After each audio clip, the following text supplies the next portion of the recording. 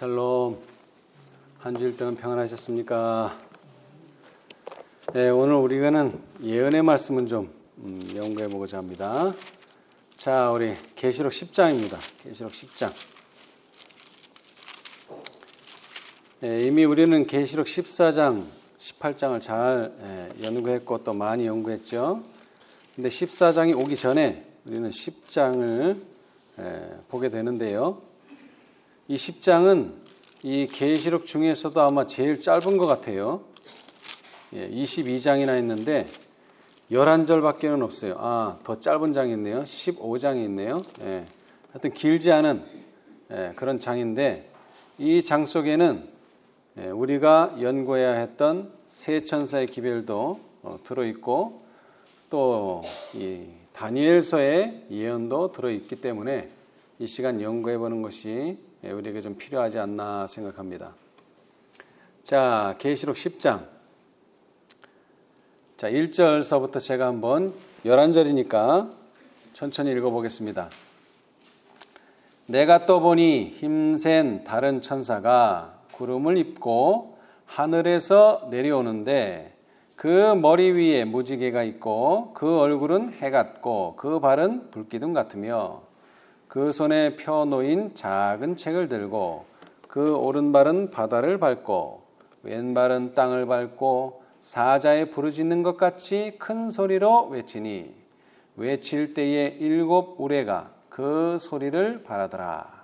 7 우레가 발할 때에 내가 기록하려고 하다가 곧 들으니 하늘에서 소리나서 말하기를 7 우레가 발한 것을 인봉하고 기록하지 말라 하더라. 내가 본 바 바다와 땅을 밟고 섰는 천사가 하늘을 향하여 오른손을 들고 세세토록 살아계신 자 곧 하늘과 그 가운데 있는 물건이며 땅과 그 가운데 있는 물건이며 바다와 그 가운데 있는 물건을 창조하신 이를 가리켜 맹세하여 가로되 지체하지 아니하리니 7째 천사가 소리내는 날 그 나팔을 불게 될 때에 하나님의 비밀이 그 종 선지자들에게 전하신 복음과 같이 이루리라. 하늘에서 나서 내게 들리던 음성이 또 내게 말하여 가로되 내가 가서 바다와 땅을 밟고 섰는 천사의 손에 펴 놓인 책을 가지라 하기로 내가 천사에게 나아가 작은 책을 달라 한즉 천사가 가로되 갖다 먹어버리라. 내 배에는 쓰나 내 입에는 꿀같이 달리라 하거늘 내가 천사의 손에서 작은 책을 갖다 먹어버리니 내 입에는 꿀같이 다나 먹은 후에 내 배에서는 쓰게 되더라. 저가 내게 말하기를 내가 많은 백성과 나라와 방언과 임금에게 다시 예언하여야 하리라 하더라. 자, 여기에 나오는 천사, 어떤 천사입니까? 힘센 천사다. 힘센 천사. 우리의 책 제목이기도 하죠. 근데 우리는 힘센이 아니라 힘 있는 천사다. 근데 하여튼 힘이 있다는 것은 뭐가 있다는 겁니까? 능력이 있다. 뭐 그런 의미입니다. 그런데 우리 힘 있는 천사들은 14장에서도 볼 수 있고 또 18장에서도 볼 수 있는데요. 거기에는 천사의 묘사가 이렇게 세세하지 않습니다. 근데 이 10장에 나오는 천사는 묘사가 어떻습니까? 좀 자세하죠? 그래서 이건 좀 뭐한 천사다. 좀 특별한 천사가 아닐까 예상을 해볼 수 있어요. 그런데 맞습니다. 이 천사는 좀 특별한 천사예요. 여러분, 다니엘에게 나타난 천사는 어떤 천사였죠? 다니엘. 구약에서 다니엘은 어떤 천사를 만났습니까? 이름이 뭡니까?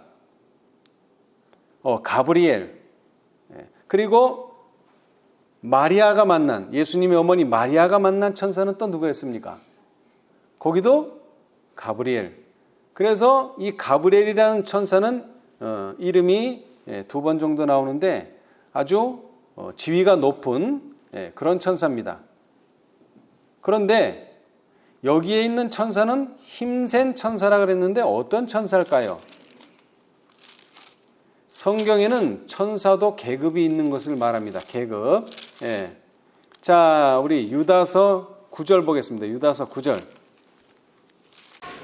천사장 미가엘이 모세의 시체에 대하여 마귀와 다투어 변론할 때에 감히 회방하는 판결을 쓰지 못하고 다만 말하되 주께서 너를 꾸짖으시기를 원하노라 하였거늘. 예.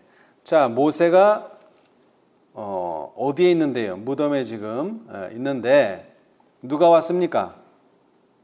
미가엘이 왔죠? 근데 뭐라 그랬어요? 미가엘이 천사 중에 장이다. 천사가 다 일률적인 게 아니라 천사 중에도 뭐가 있다는 겁니까? 장. 천사 중에 제일 높은 천사가 있다는 거예요. 이 천사가 와서 뭐라고 말했다고요? 모세의 시체를 가져가고자 했다. 다시 말하면 모세를 어디로 데려가려고? 하늘에 데려가려고 하면서 나오는 장면이 나와요. 예. 그런데 거기에 관련된 천사가 누구라고요? 미가엘이다. 근데 미가엘이 뭐라고요? 천사장이다. 그런데 계시록에 또 이 미가엘이 또 나옵니다. 계시록 12장 7절. 한번 읽어보세요. 하늘에 전쟁이 있으니 미가엘과 그의 사자들이 용으로 더불어 싸울세 용과 그의 사자들도 싸우나. 예, 자, 하늘에 전쟁이 있었다. 우리가 아는 것처럼 율법 전쟁인데 이 전쟁은 하나님과 사단과의 전쟁입니다. 근데 여기 하나님이라고 하지 않고 또 예수님이라는 말도 없고 누구하고 누구요? 미가엘과 그의 사자, 그 다음에 용과 그의 사자가 싸운다. 이렇게 표현했어요. 표현이 그렇다는 거예요. 표현이. 그래서 예수님을 뭐라고 부른다고요? 여기서는 미가엘이다. 근데 미가엘이 보통 천사라고요? 아니요. 천사 중에 제일 높은 천사장이다. 원래 누구의 자리였죠? 천사장은 루스벨, 사단의 자리였었어요. 근데 사단이 쫓겨나고 그 자리를 누가요? 예수님이 대신 차지하셨다. 그래서 여기에 나오는 이 다른 힘센 천사는 천사라고는 표현했지만 사실은 누구라고요? 천사장 미가엘. 자, 계시록 2장 18절을 보겠습니다. 왜냐하면 그분의 묘사와 힘센 천사의 묘사가 유사하기 때문에 그래요. 자, 계시록 2장 7교회 편지를 보냈는데 두아디라 교회에게 편지를 보냈어요. 자, 보세요. 읽어보세요. 두아디라 교회의 사자에게 편지하기를 그 눈이 불꽃 같고 그 발이 빛난 주석과 같은 하나님의 아들이 가라사대. 네, 자, 여기는 어디가 나왔습니까? 눈이 나왔고요. 그 다음에 뭐가 나왔어요? 발이 나왔어요. 이 신체의 특징 중에서 가장 좀 독특한 곳. 자, 눈이 어떻다고요? 불꽃 같다. 네, 아주 활활 타오르는 거죠. 활활 타오르면 어떻게 되겠어요? 밝겠죠. 해같이. 그렇죠? 자, 그 다음에 발은요. 발. 주석 같다. 주석 같다는 표현이 뭐냐 하면은 불기둥과 같은 붉은색이다. 뭐 이런 표현이 될 수 있겠어요. 그래서 이 내가 또 보니 계시록 10장 1절에 내가 또 보니 힘센 다른 천사가 구름을 입고 구름에 쌓였다는 표현이죠. 구름에 쌓여서 하늘에서 내려오는데 자, 내려오는 것도 하늘에서 내려와요. 하늘에 있는 존재라는 뜻이죠. 그 다음에 그 머리 위에 뭐가 있고요? 그 머리 위에 무지개가 있고 무지개는 어디에서 발견됩니까? 하늘에서. 보좌에 무지개가 드리워 있죠. 그런데 이 천사의 머리 위에도 또 뭐가 있어요? 무지개가 있어요. 그리고 그 얼굴은 뭐요? 해 같고 해같이 환하다는 뜻이고 그 다음에 그 발은 불기둥 같다, 주석 같다, 뭐 비슷한 표현이에요. 그래서 이런 묘사로 볼 때 이분은 누구다? 예수님이다. 천사장 미가엘이다. 그분은 곧 예수님이시다. 그런데 예수님이 왜 여기 천사로 묘사되었느냐? 천사의 하는 일이 뭐라고요? 히브리서에 보니까 부리는 영이다. 뭐 하는 일에? 구속의 경륜을 이루기 위해서 하나님의 이 일을 돕는 그런 일꾼들을 뭐라고 불러요? 천사라. 우리는 그렇게 봅니다. 천사. 예. 그래서 여기는 예수님이라고 표현하지 않고 힘센 천사다. 뭐를 돕는? 우리 인간들의 구원을 돕는. 그래, 어떻게 돕는가 봅시다. 2절에. 그 손에 펴 놓인 작은 책을 들고, 자, 그 손에 뭐가 있습니까? 작은 책이 있어요. 근데 상태가 어때요? 상태가. 그 책이 덮여 있어요? 펴져 있어요? 펴져 있다. 여러분, 이 다니엘서를 읽어보면요. 이것은 무슨 책이다? 봉인된 책이다. 그러니까 닫혀 있다 이 말이에요. 그런데 지금 계시록에서 묘사하는 이 작은 책은 어떻습니까? 펴져 있다.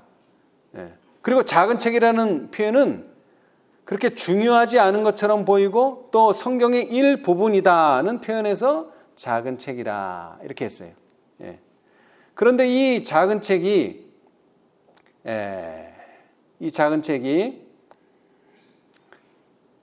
덮인 채가 아니라 펼쳐져 있는 채로 그 예수님의 손에 놓여 있는데 그 예수님의 발은 그 오른발은 어디를 밟고? 바다를 밟고 왼발은요? 땅을 밟았다. 그래서 발이 오른발과 왼발이 닿고 있는 곳이 달라요. 한쪽은 바다를, 한쪽은 땅을.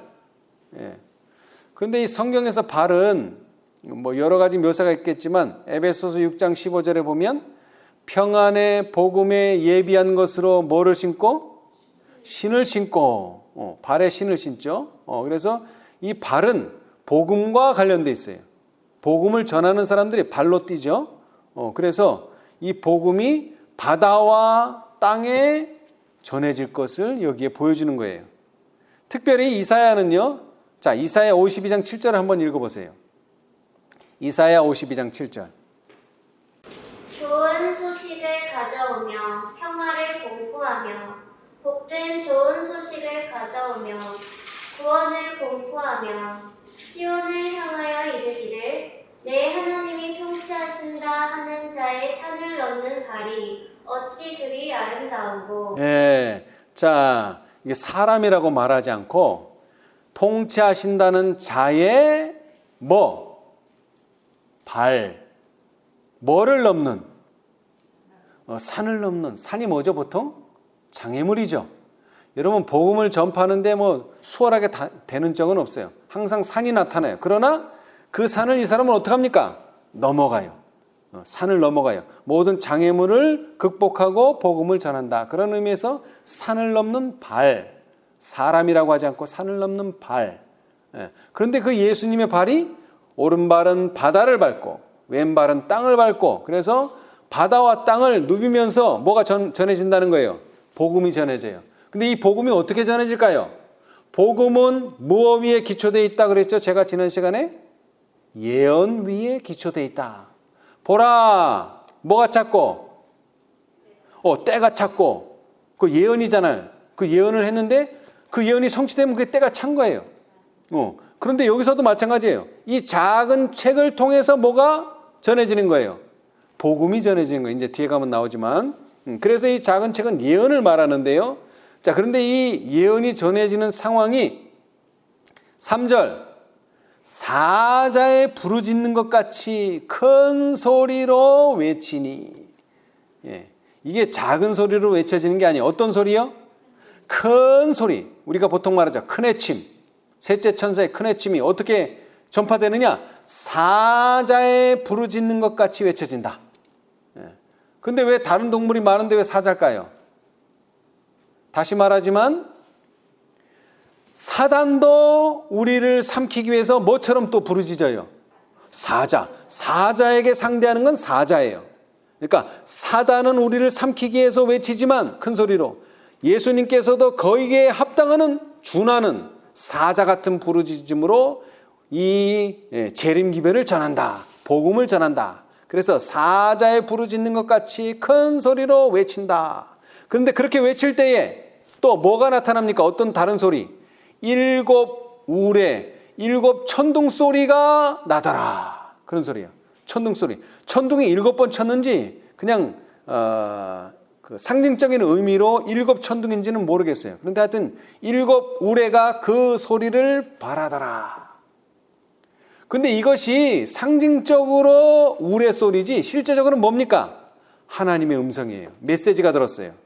그래서 내가 기록하려고 했는데 또 음성이 들려와 하늘에서 뭐라고요? 7 우레가 발한 것을 뭐하라? 인봉하고 뭐하지 말라? 기록하지 말라. 이 요한계시록에는 그 메시지를 넣지 말라. 그리고 봉함이 돼 있어요. 가려져 있다는 얘기예요. 그 메시지가. 그렇죠? 예. 궁금하죠? 그 메시지가 뭔지. 예. 근데 읽어보면 또 나와요. 자, 5절. 내가 본 바 바다와 땅을 밟고 섰는 천사가 어떻게 했습니까? 하늘을 향하여 오른손을 들고 뭐라고 말합니까? 세세토록 살아계신 자 곧 하늘과 그 가운데 있는 물건이며 땅과 그 가운데 있는 물건이며 바다와 그 가운데 있는 물건을 창조하신 이를 가리켜 맹세하여 가로되 뭐하지 아니하리니? 지체하지 아니하리니. 예. 요즘 우리가 많이 관심을 두는 내용이죠. 지체하지 않는다. 자, 여기는 두 가지의 의미가 있어요. 더 이상 남은 시간이 없을 만큼 급하다. 이게 지체하지 않는다는 뜻이고, 또 하나는 1844년 이후는 더 이상의 뭐가 없다? 예언된 시간은 없다. 이겁니다.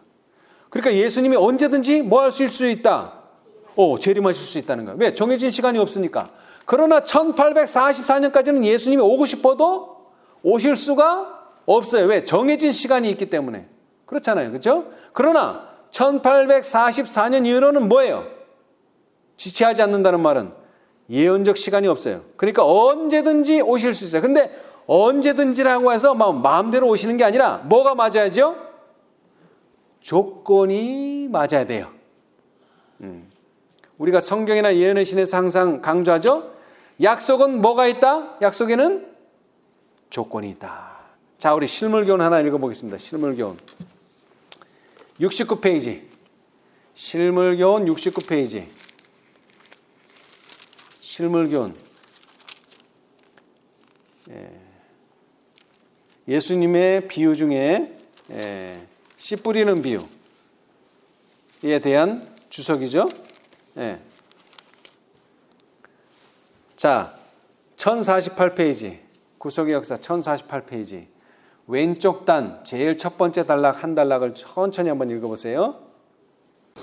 우리 주 예수 그리스도의 재림을 바랄 뿐 아니라 그것을 촉진시키는 것이 모든 그리스도인의 특권이다.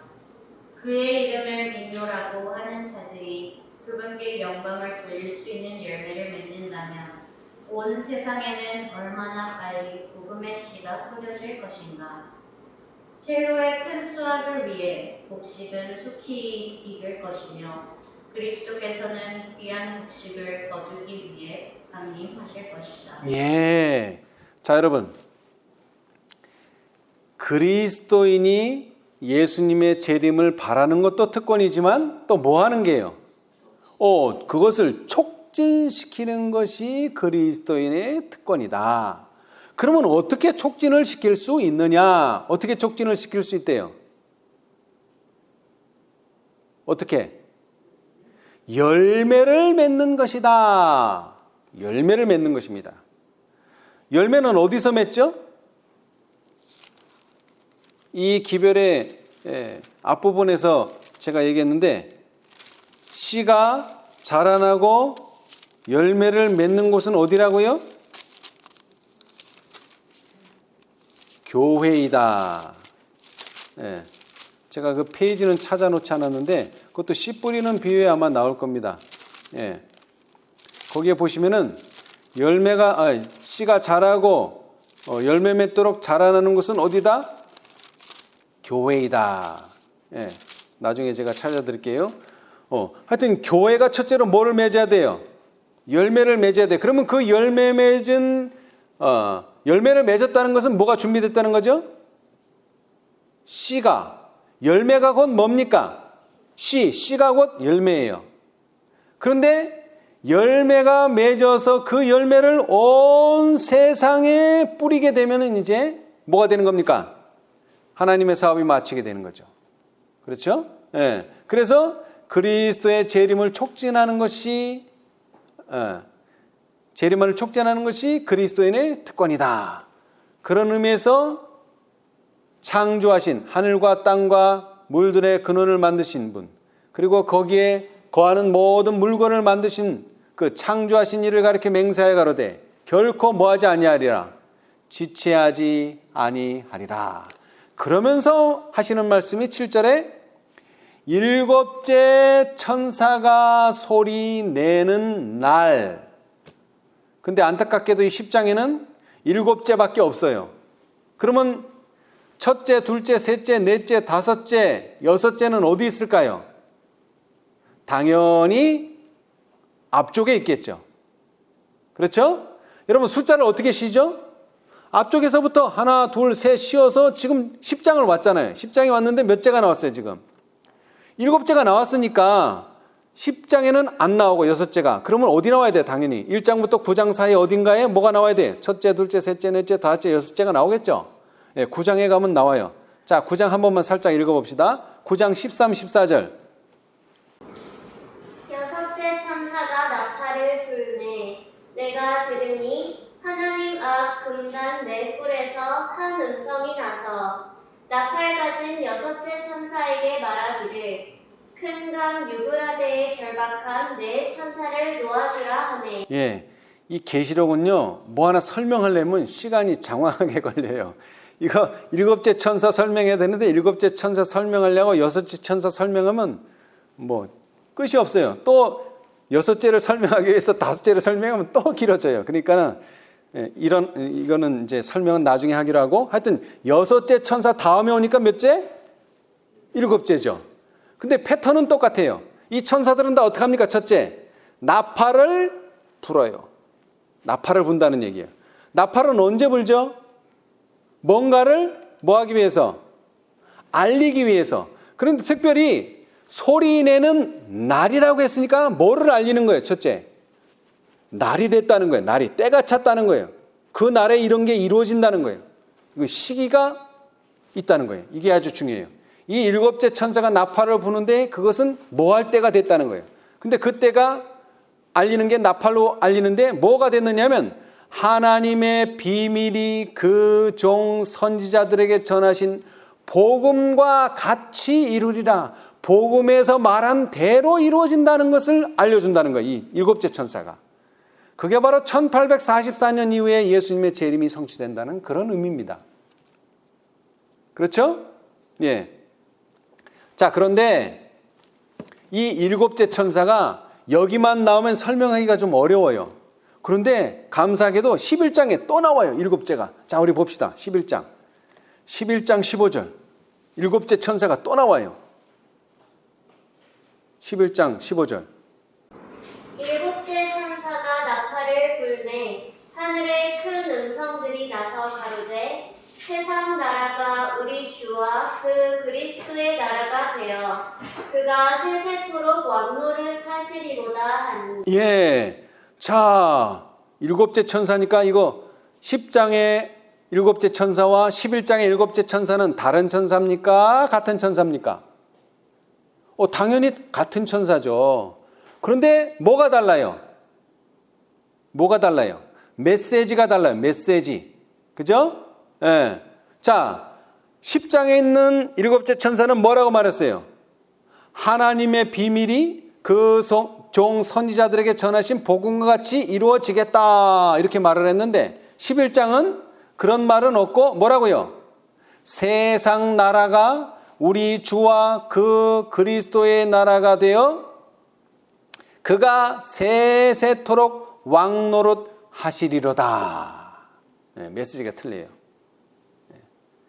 다시 말하자면 다른 사건이에요. 그런데 어느 날 이거 이루어진다고요? 같은 날 이루어진다는 거예요. 같은 날. 복음이 이루어진다는 게 곧 뭐라고요? 예수님께서 뭐라고요? 이 세상 나라의 왕이 되시는 날이 곧 뭐가 이루어지는 날? 복음이 이루어지는 날. 그렇죠? 예. 자, 그런데 복음이 이루어지고 예수님께서 이 세상의 왕이 되시려면 무슨 일이 벌어져야 돼요? 지금 이 세상에 왕이 있나요? 예수님이 돌아가실 때도 말씀하셨죠? 세상 임금이 어떻게 됐다고요? 잡혔다. 지금 현재 세상 임금은 누구로 되어 있어요? 호적상. 사단으로 되어 있어요. 왜? 원래는 예수님께서 전세로 이 세상을 누구에게 줬어요? 소유권을 준 건 아니고 전세. 살 수 있도록 전세. 아담과 하와에게 줬는데 이 전세권을 사기를 당해가지고 누구한테 팔아먹었어요? 이 전세권을. 사단한테 팔아서 이제 사단이 전세권을 샀단 말이에요. 그런데 이제 이 전세권이 아니라 실제적인 소유, 전세권까지도 다시 예수님이 사오는 거예요. 첫 번째 성공했는데 십자가에서 성공했어요. 근데 이번에는 누구 때문에 성공하는 거예요, 이제? 14만 4천인 때문에 완전히 성공해가지고 그 전세권을 확실하게 예수님이 가져가시는 거예요. 그 일을 14만 4천인이 해야 돼요. 그것을 또 다니엘서가 말해주고 있어요. 자, 다니엘 7장 27절. 다니엘 7장 27절. 일곱째 천사가 한 말을 그대로 다니엘 7장 27절에 기록되어 있어요. 한번 읽어보세요. 나라와 권세와 온 천하 열국의 위세가 지극히 높으신 자의 성민에게 붙인 바 되리니 그의 나라는 영원한 나라이라. 모든 권세 있는 자가 다 그를 섬겨 복종하리라. 네. 자, 여러분, 성민은 단수입니까? 복수입니까? 복수죠. 그런데 다 그들을 섬깁니까? 다 그분 단수를 섬깁니까? 단수. 그러니까 이 권세는 예수님에게 주어졌지만 사실 그 예수님의 권세를 나누어 받는 자들은 성민이에요. 그렇죠? 그것이 라오디게아 교회에 보내는 기별 맨 끝에 나오잖아요. 내가 이기고 아버지 보좌에 앉은 것 같이 이기는 너희도 내 보좌 옆에 앉게 하리라. 이게 예수님의 약속이에요. 그렇죠? 근데 그 약속이 일곱째 천사가 소리내는 날 성취되면서 예수님이 왕이 되고 우리는 또 그 옆에 왕이 되는 거예요. 그 일이 일곱째 천사가 소리내는 날 성취된다는 거예요. 그런데 그렇게 성취되려면 무슨 일이 벌어져야 되느냐? 예수님이 재림하시기 전에, 예수님 왕권을 가지시기 전에 예수님의 재림을 준비하는 일이 이루어져야 된다 이 말이에요. 그러려면 뭐가 있어야 되죠? 세 천사의 기별이 울려 퍼져야 되는 거죠. 뭐 당연히. 그렇죠? 예. 자, 그런데 여기서 재림에 대해서 한번 생각해 보겠습니다. 재림. 예수님이 재림하시면 왕권을 얻게 되고 왕권을 얻게 된다는 것은 곧 복음대로 그대로 성취됐다는 것을 말해주는 것이거든요. 자, 우리 각시대 대쟁투 299페이지. 각시대 대쟁투 299페이지. 299. 이 예언의 말씀을 기록한, 특별히 계시를 기록한 요한계시록과 다니엘서가 어려운 것 같지만 차근차근 읽어보면 우리의 경험과 우리의 지식으로 이해가 될 수 있습니다. 물론 기도하고 성령의 지도를 받아야 되겠지만, 자, 성경에 계시된 예수의 재림이라고 되어 있죠? 예수님의 재림 소제목. 그 한 달락 한번 읽어보세요. 천천히.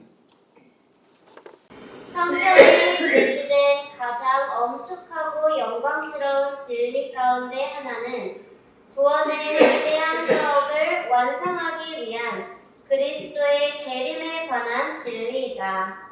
오랫동안 사망의 음침한 골짜기에서 방황으로 버려졌던 하나님의 백성들에게 부활이요 생명이신 그리스도께서 당신의 버려진 백성들을 본향으로 데려가기 위하여 다시 오신다는 약속은 귀중하고 기쁨에 넘치는 소망을 주고 있다. 재림의 교리는 바로 성경의 근본적 주제이다. 예, 거기까지만 읽겠습니다. 더 읽으면 좋은데, 예. 자, 재림의 교리는 뭐라고요? 성경의 근본적인 주제. 왜 그래요? 성경을 주신 이유는 우리를 구원하시기 위해서 주신 거 아닙니까? 근데 구원을 얻으려면, 구원이 완성되려면 뭐가 이루어져야 돼요? 다시 말하지만 구원의 위대한 사업을 완성하기 위해서는 누가 오셔야죠? 예수님이 추수하러 오셔야 된다 이 말이에요. 그렇기 때문에 추수를 안 하면 아무런 소용이 없어요. 특별히 이제 지금 어떻게 돼가고 있습니까? 날씨가 추워져 가고 있죠. 근데 추수 안 하면 어떻게 돼? 저것들 다 1년 농사가 다 망치는 거예요. 추수하러 오셔야 돼요. 근데 그 추수하러 오도록 열매가 익도록 하기 위해서 예수님께서 어떤 기별을 준비하셨다고요? 새 천사의 기별. 예. 자, 우리 좀 더 읽어보겠습니다. 301페이지. 그분의 재림은 301페이지, 302페이지.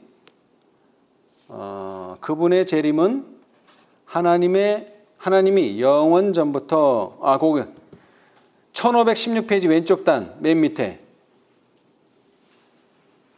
그분의 재림은 하나님이 영원 전부터 거룩한 선지자의 입을 위탁하여 말씀하신 바 만유를 회복하실 때의 영광이 된다.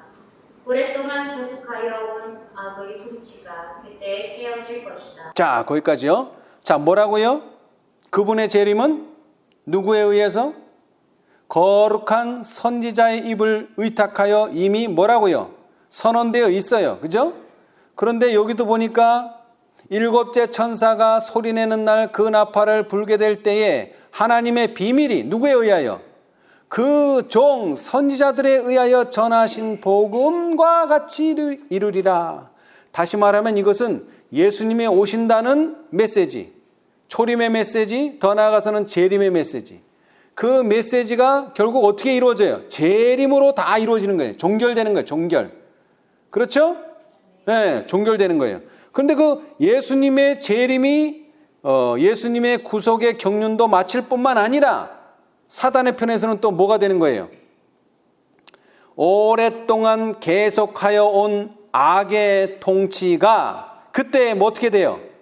깨어질 것이다 또는 끝날 것이다. 끝을 맺어주는 거예요. 끝을. 그래서 세상 나라가 주와 그리스도의 나라가 되어 그가 세세토록 왕노릇 하시리로다. 그게 몇째 천사가 말한 거예요? 일곱째 천사가. 근데 10장에서는 뭐라고 말했어요? 이렇게 말 안 하고 그 종 선지자들에게 전하신 복음과 같이 이루리라 이런 말로 했어요. 그러나 내용을 보니까 똑같은 말이에요? 다른 말이에요? 똑같은 말이에요. 자, 복음이 뭡니까? 복음.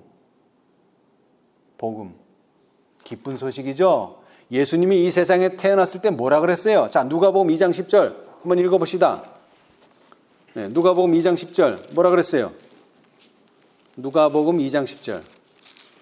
천사가 이르되 무서워 말라.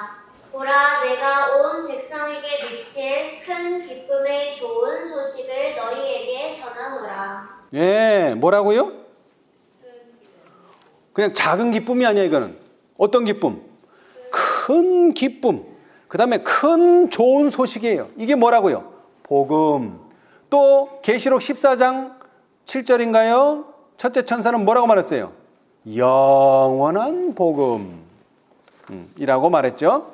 자, 그래서 복음은 예수님께서 이 세상에 오셔서 죄를 끝내고 악의 통치를 끝내고 우리를 구원하신다는 놀라운 소식이 그대로 이루어진다는 거예요.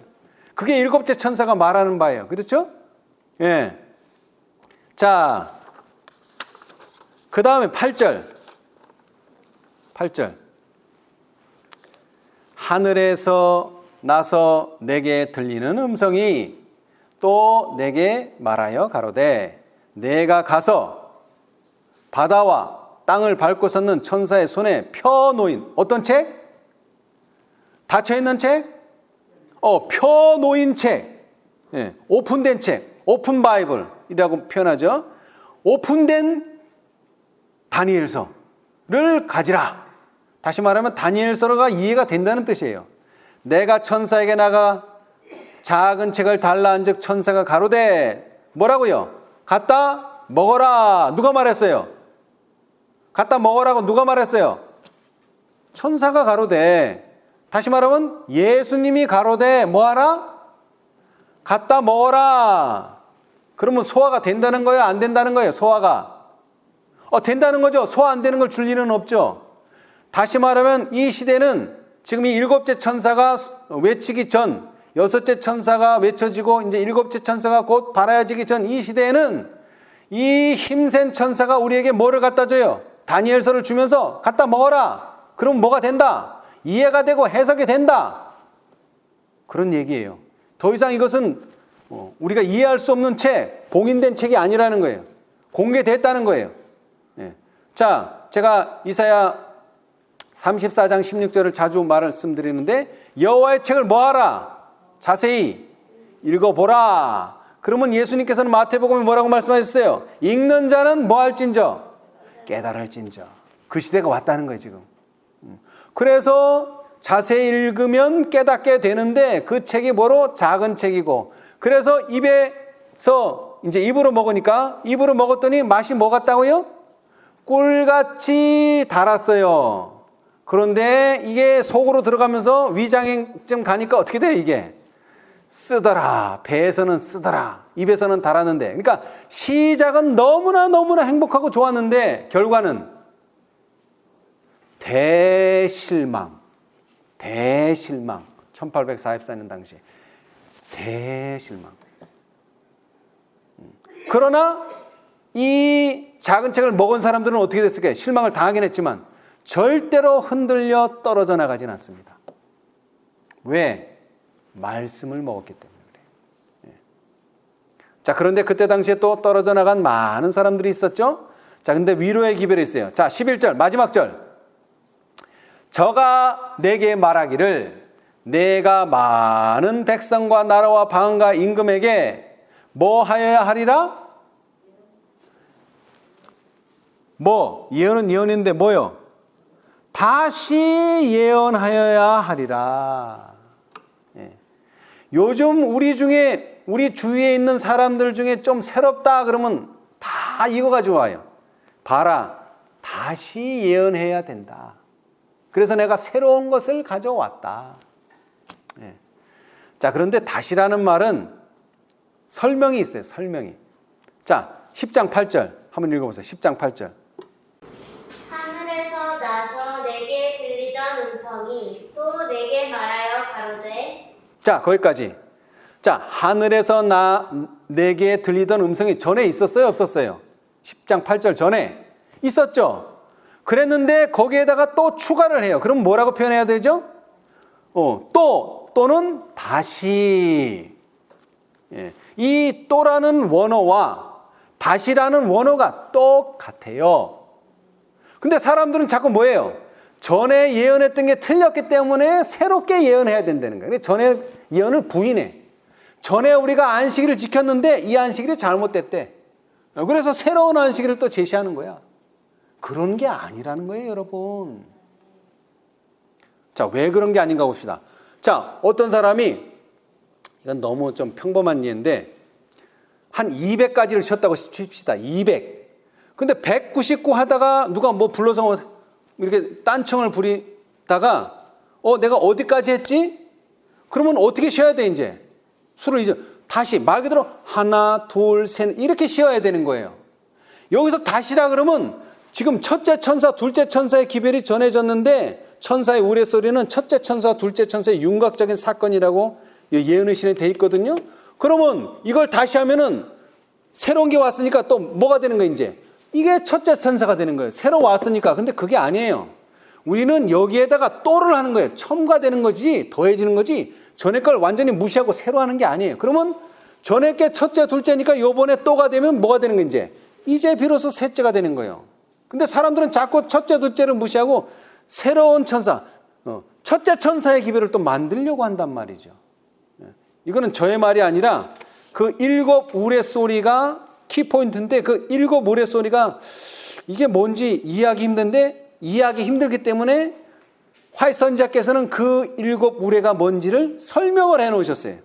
이 계시록 10장에 대한 가장 훌륭한 주석은 화이트 주석이죠. 자, 우리 화이트 주석을 보겠어요. 끝으로 이제 화이트 주석. 자, 계시록 10장 1절로 11절. 그러니까 전체를 내용을 주석한 내용이 나와요. 자, 계시록 10장을 펴세요. 복음 성경이 있으시면 소제목은 그리스도와 같은 인물. 상당히 길어요. 10장에 대한 내용을 전부 다 설명하다 보니까. 자, 제가 천천히 읽어보겠습니다. 요한을 가르친 힘센 천사는 누구다? 예수 그리스도시다. 그리고 이제 설명을 하는 거예요. 그의 오른발은 바다에 왼발은 육지에 둔 것은 사단과 싸우는 대쟁투의 마지막 장면에서 그의 활동 범위를 보여주는 것이다. 자, 이와 같은 자세는 온 땅을 지배하시는 그의 최상권과 위엄을 나타내시는 것이다. 싸움은 한 시대에서 그 다음 시대로 시간이 흐름에 따라 점점 더 거세어지고 더욱 결정적인 양상을 띠고 마지막 장면에 이르기까지 계속될 것이다. 그때의 흑암의 권세자들의 능수능란한 솜씨는 최고조에 이를 것이다. 사단은 악한 사람들과 연합하여 온 세상을 속일 것이며 진리의 사랑을 받지 아니한 교회들을 속일 것이다. 누구를 속인다고요? 교회를 속인다는 거예요. 교회를. 그러나 그 힘센 천사는 관심을 끌 것이며 큰 소리로 부르짖을 것이다. 그는 진리를 반대하기 위해서 사단과 연합한 사람들에게 그의 음성의 권위와 위엄을 보여줄 것이다. 자, 여러분, 3번의 전쟁이 있었어요. 한 번은 하늘에서 누가 이겼죠? 미가엘, 천사장 미가엘. 여기 힘센 천사하고 똑같은 미가엘.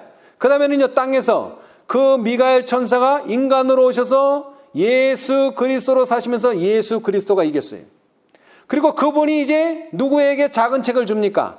14만 4천인들에게. 그래서 그 작은 책을 통해서 누구를 이길 수 있도록? 사단을 이길 수 있도록. 3번째 전쟁에서 이길 수 있도록. 그렇죠? 네. 자, 이 예수님은 이미 사단을 이겼어요. 어떻게 했어요? 하늘에서도 이기고 땅에서도 이겼어요. 2전 2승. 그러니까는 뭐를 할 수 있어요? 노하우를 전수할 수 있는 게 노하우. 근데 그 노하우가 개인적인 노하우가 아니라 어디에 담겨 있다고요? 그게 예언서. 어디에? 다니엘서에. 그러니까 이 다니엘서를 뭐 해라? 먹어라. 저는 이 장면을 보면서 뽀빠이가 시금치 먹는 거를 상상해 봤어요. 뽀빠이가 항상 궁지에 몰리면 뭘 먹던가요?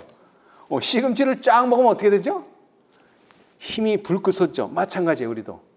예언이 예언하신 대로 성취되는 것을 보면 뭐가 생겨요? 믿음이 생기죠. 그래서 예수님이 십자가에 돌아가실 때서부터 부활할 때까지 예언을 하나하나 연구했더니 예언하신 그대로 성취됐단 말이에요. 돌아가시고 안식하시고 부활하시고. 그러니까 그분이 메시아가 맞아야 틀려요? 맞다는 거죠. 그래서 믿음이 생겼다는 거예요. 마찬가지로 우리도 계시록의 14장 특별히 첫째 천사가 성취되고 둘째 천사가 성취되는 걸 봄으로써 앞으로 셋째 천사가 말한 짐승과 그의 표도 나타날 것이다. 예언이 성취될 것이라는 거죠. 예. 그래서 이것을 먹는 자들은 다 뭐를? 사단과 짐승의 우상, 짐승과 그의 우상을 이길 힘과 능력을 얻게 된다는 것입니다. 자, 이제 계속 읽어보겠습니다. 이후에 7 우레가 그 목소리를 발하였고 요한에게는 작은 책과 관련하여 다니엘서에 관한 명령이 주어졌다. 이것들은 미래의 사건들과 관계가 있는 것으로서 뭐에 따라? 순서에 따라 전개될 것이다. 이 순서가 중요한 거예요. 다니엘서는 종말과 관계가 있다. 요한은 작은 책이 봉함되지 않은 것을 보았다. 그러므로 다니엘의 예언은 첫째, 둘째, 셋째 천사의 기별이 세상에 주어질 적당한 때를 예언하고 있다. 다니엘서가 뭐를 지금 주장해주고 있어요? 첫째, 둘째, 셋째 천사의 기별을 지금 증명하고 있는 거예요. 봉함되지 않은 그 작은 책은 때와 관련된 기별이었다. 자, 이 셋째 천사의 기별의 핵심은 1844년이에요. 그게 어디서 나왔어요? 2300조에서 나왔잖아요. 다니엘서 예언에서. 그렇죠? 다니엘서와 계시록은 하나이다. 어떻게 하나가 되죠? 의미가 하나라는 거예요. 의미가. 전자는 뭐요? 예언이요. 다니엘서는 뭐라고요? 예언이에요. 예언. 후자는요? 계시. 여러분, 예언과 계시가 어떻게 틀립니까? 예언과 계시. 예언은 주로 뭐를 말하는 거예요? 미래에 아직 일어나지 않은 사건에 대한 미래에 대한 사건을 말해주는 게 예언이고, 계시는요, 과거, 현재, 미래를 다 볼 수 있는 게 계시예요. 화이트 부인이 뭐를 봤죠? 계시. 근데 뭐를 봤어요? 과거도 보고, 과거를 봤다는 게 뭐예요? 부조와 선지자를 어떻게 써요? 과거를 보니까 쓰는 거 아니에요? 아담이 어떻게 태어났고 어떻게 범죄했고 그걸 봤잖아요. 과거를 봐. 그 다음에는 뭐요? 현재도 봐. 1844년 당시에 우리가 왜 실망했는지 그런 현재도 봐. 그 다음에 또 더 나아가서는 뭐를 봐요? 다니엘서가 말한 예언, 앞으로 일어날 일을 봐요. 과거, 현재, 미래를 다 보는 게 계시예요. 그러나 예언은요, 미래만 보는 거예요. 아시겠어요? 그러니까 계시록은 체계적으로 돼 있어요. 과거, 현재, 미래가. 그러나 계시록은 다니엘서는 미래만 보여줘요. 미래. 여러분, 예루살렘을 중건하려는 영이 났습니까? 다니엘서 쓸 때 안 났죠. 70년이 안 됐어요. 그래서 70년 되면 그 일이 이루어지게 해 주십시오. 다니엘이 기도했어요. 예언이었단 말이에요. 자, 전자는 봉함되었고 후자는 봉함되지 않았다. 전자는 뭐예요? 다니엘서. 사람들이 다니엘서는 봉함된 책이라고 해서 아예 해석할 생각을 안 했어요. 그러나 후자는 봉함되었다는 얘기가 없기 때문에 계시록을 많이 사람들이 연구했어요. 요한은 우레들이 말하는 비밀들을 들었지만 그것들을 기록하지 말라는 명령을 받았다. 요한에게 주어진 7 우레가 말한 특별한 빛은 뭐라고요? 7 우레가 말한 특별한 빛, 봉함하라고 한, 기록하지 말라고 한 내용이 뭐예요? 첫째와 둘째 천사의 기별하에서 일어날 사건들의 윤곽이었다. 분명히 말했잖아요. 그렇죠? 네. 사람들이 이 사실들을 아는 것이 최선은 아니었다. 왜? 현재. 이 계시록이 써질 현재에는.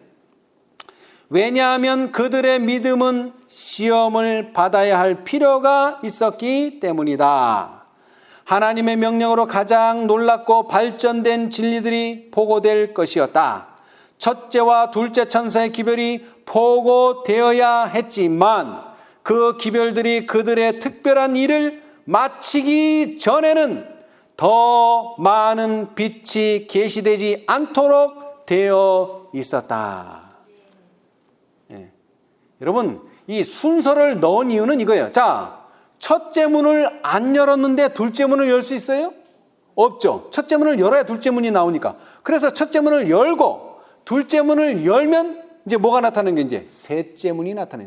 첫째와 둘째 천사가 말한 사건의 윤곽들이 다 성취되어지만 뭐가 열리는 거예요? 이제 셋째 천사가 열리는 거예요. 맞죠? 예.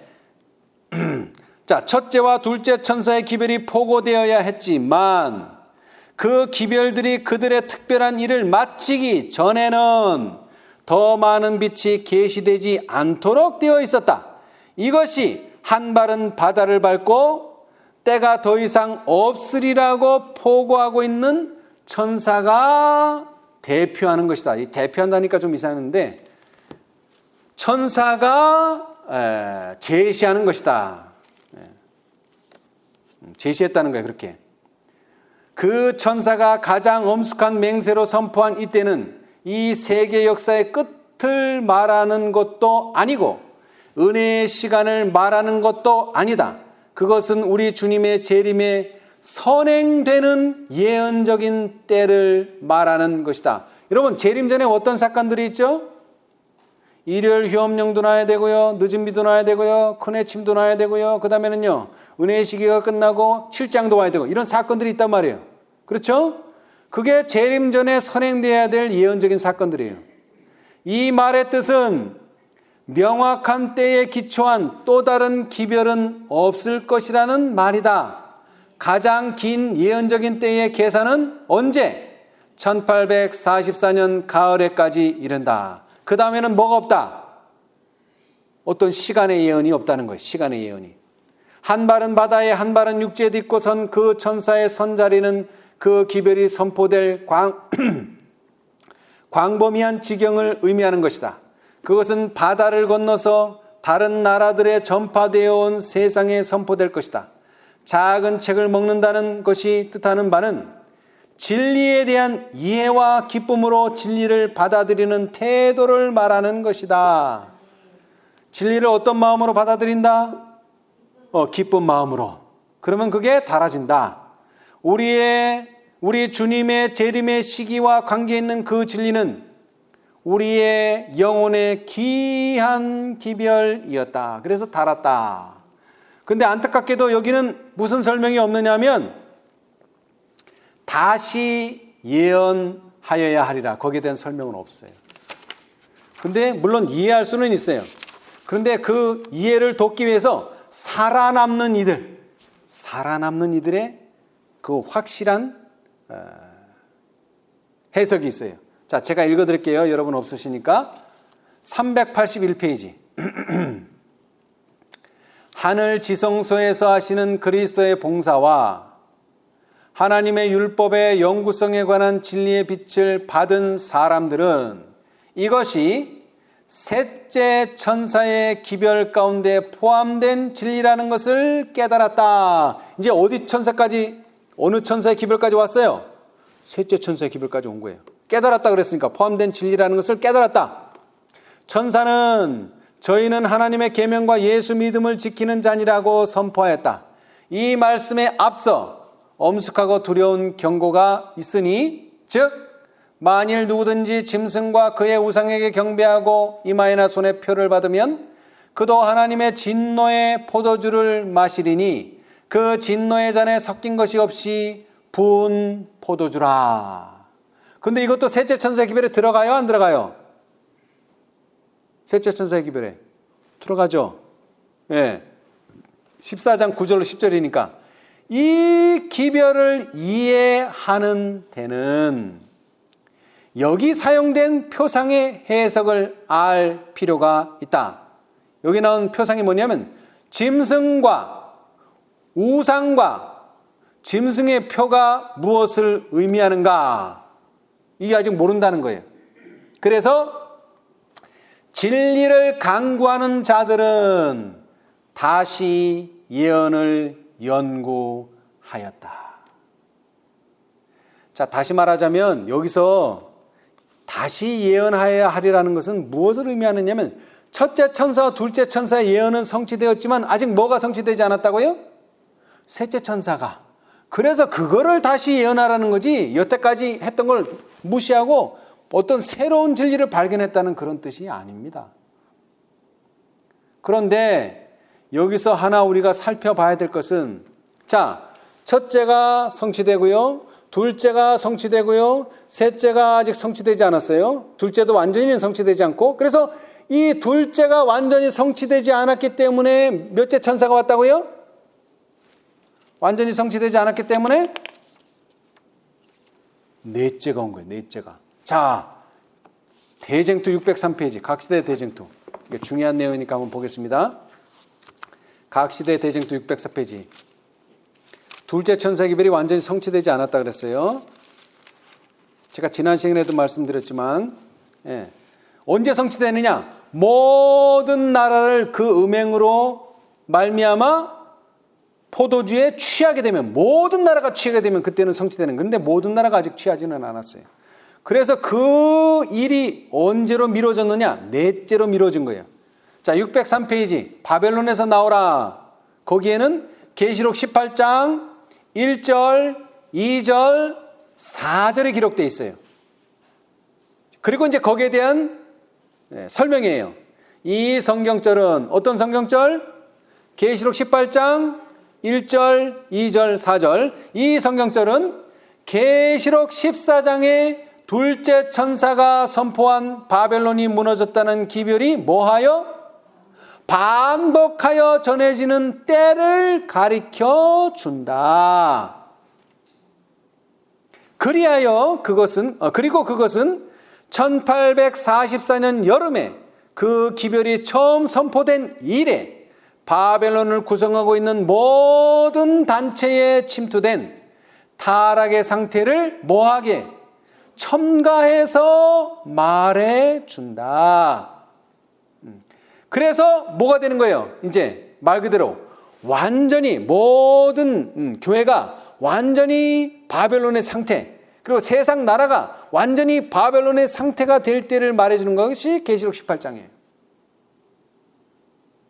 다시 말하면 이 첫째와 둘째 천사의 기별이 완성되면 셋째가 오는데, 이 셋째도 부분적으로는 성취됐지만 아직 완전히 성취가 안 됐어요. 왜? 짐승과 그 우상과 짐승의 표가 아직 세상 앞에 드러나지 않았기 때문에. 그런데 그것이 계시록 18장으로 가면서 다시 18장 1절, 2절, 4절로 반복된다는 거예요.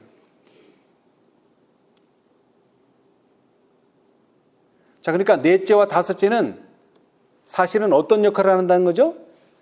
전에 듣던 첫째와 둘째를 다시 한번 반복해 준다는 거예요. 그러면 이제 다시 셋째로 와서 어떤 일이 벌어진다는 거예요. 짐승이 나타나고 짐승의 우상이 나타나고 짐승의 표가 나타나서 완전히 셋째 천사의 기별이 끝난다는 거예요.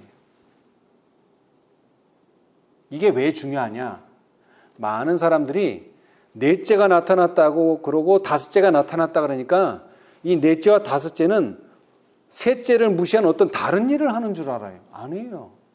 셋째가 완전히 경고한 대로 그 경고가 이루어지도록 해주는 게 넷째와 다섯째예요.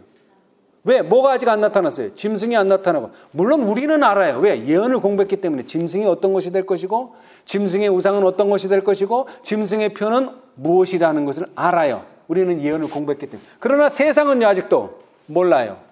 그래서 모든 사람이 복음의 씨가 뿌려진다는 건 모든 사람이 짐승이 무엇이고 짐승의 우상이 무엇이고 짐승의 표가 무엇인지를 알게 되면 그때는 심판을 하신다. 그리고 예수님께서 오신다는 것입니다. 다시 말하면 우리는 이제 다시 예언하기 직전에 와 있다 이것입니다. 다시 예언하기 직전. 뭐를 다시 연구해야 돼요?